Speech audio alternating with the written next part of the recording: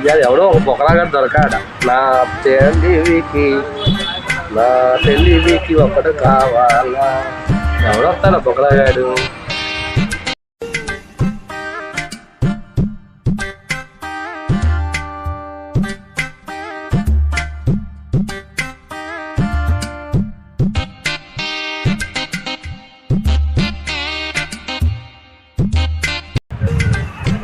ఎప్పుడు ఏదో ఒకటి ఆలోచిస్తానే ఉంటావు. ఏముంది తమ్ముడు, ఏం అర్థం కావట్లా. డౌట్ ఒకటి ఉందిరా. ఏంటది?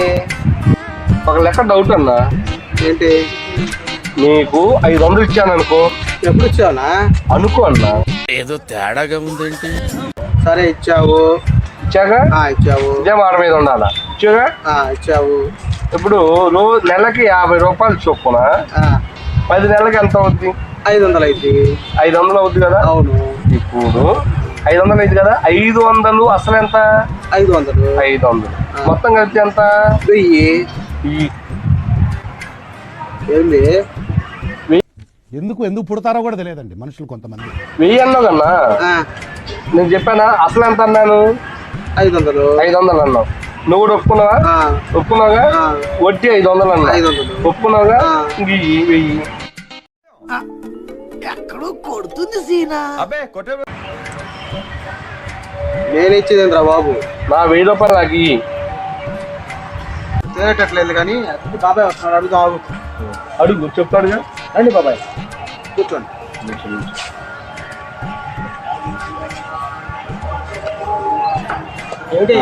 చెప్పు బాబాయ్. 500 ఇచ్చా, వడ్డీ ఒక 500 అయింది. మొత్తం ఎంత అయింది? 1000 రూపాయలు అయింది. 1000 ఇవంటే 1000 అంటే ఏంది? ఏమిటయ్యా తీసుకున్నప్పుడు ఇవ్వాలి కదా.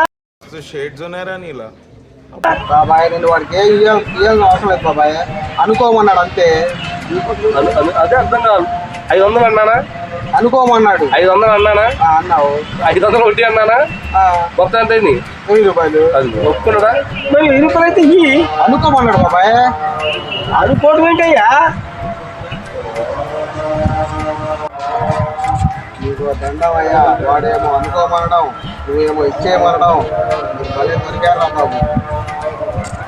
చూసావు బాబాయ్, డబ్బులు కొట్టిపోయారు.